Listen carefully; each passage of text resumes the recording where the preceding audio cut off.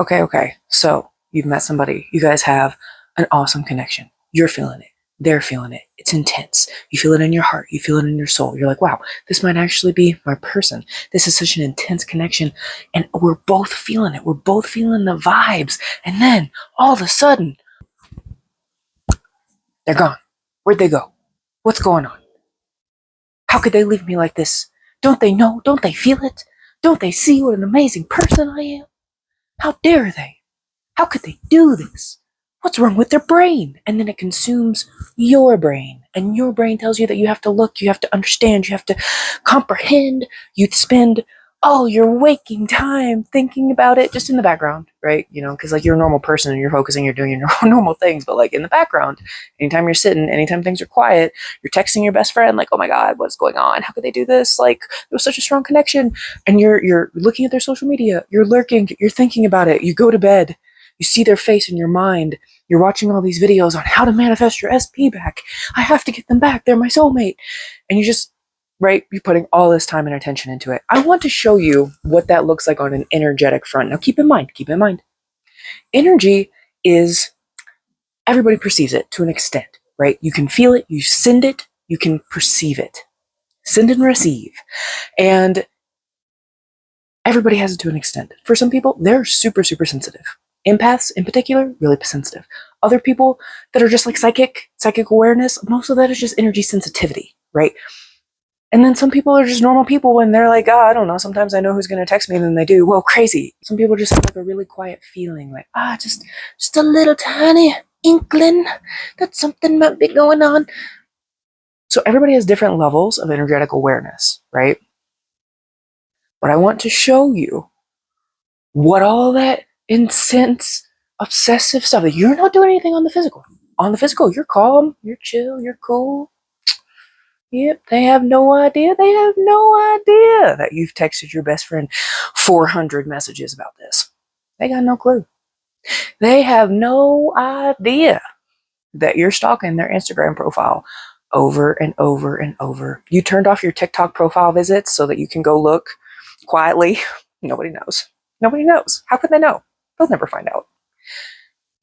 But this is what it looks like in the energy.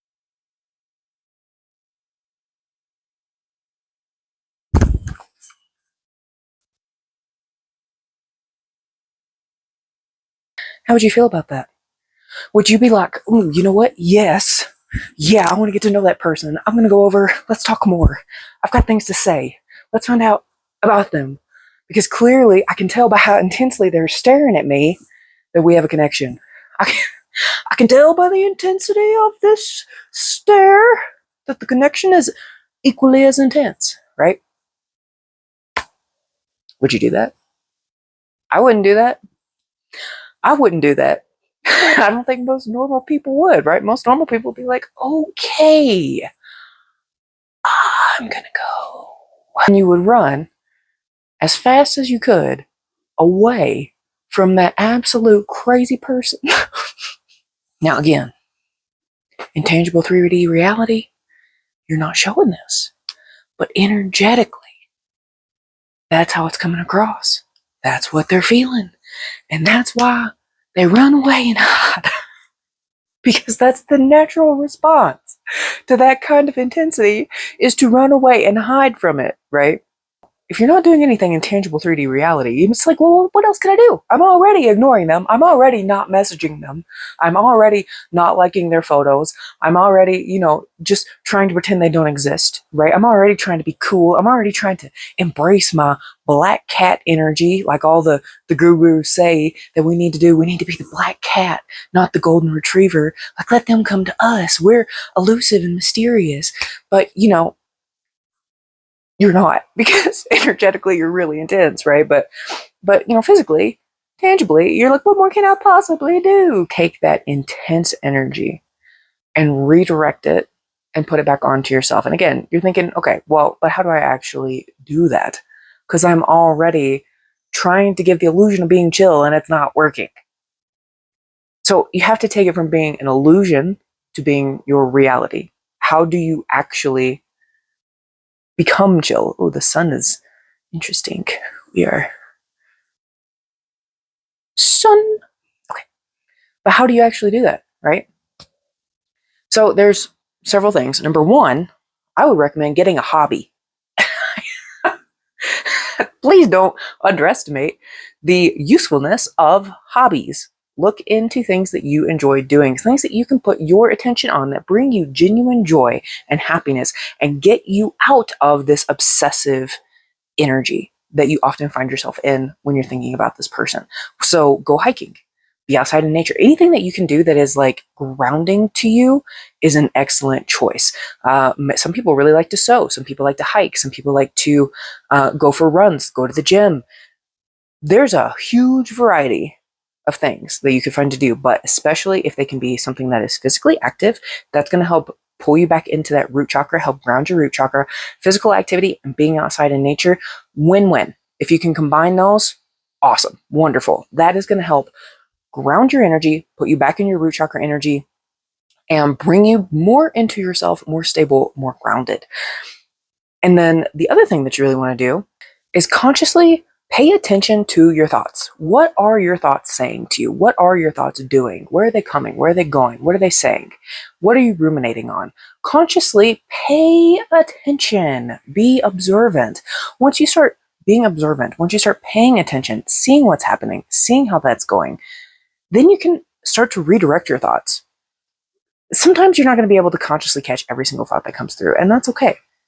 It's very annoying to have to think that you have to constantly police every single thought that you're having.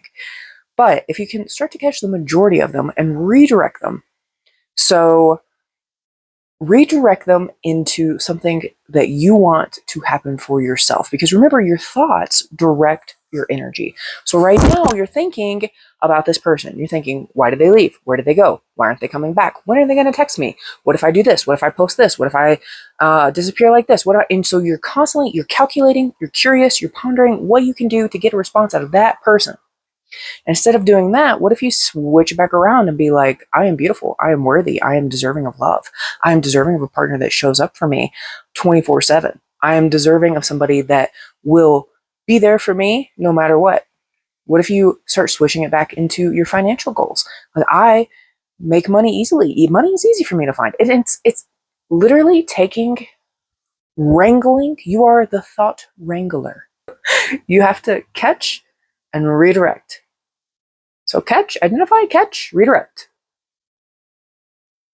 You don't have to catch them all, just the majority of them, just the most. And so then that will take you from that creepy stalker, energetic stalker feeling. Basically, you pull your energy back away from them, and then they will notice that your energy is no longer there. And then that's when they get curious about you, because, like, just imagine you've had somebody like watching, you can feel their energy, you can feel the stuff that they're feeding to you all the time. And then all of a sudden it's gone. And then like, where did it go? It's kind of like energetic ghosting. Kind of has the same effect. You know, when somebody ghosts you in tangible reality, you're like, hey, wait a minute, what happened? Where'd they go?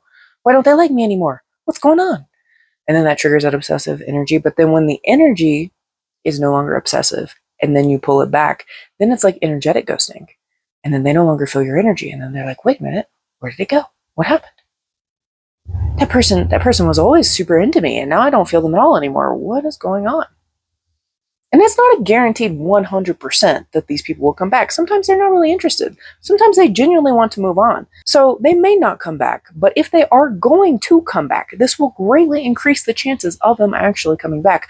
But regardless, your energy is now being turned in towards yourself, towards your own goals, your thoughts, your energy to you. And what does that do? That helps amplify your own energetic magnetism. That helps amplify whatever goals you're trying to achieve. And think of it almost like a return on investment. When you are investing a lot of your energy into other people, you can't really predict what that return on investment will be. But when you start investing it in yourself, that's when you have much more control over how things are going to play out, where it's going to go, what's going to happen. And there's always going to be a higher return on investment when you're investing in yourself.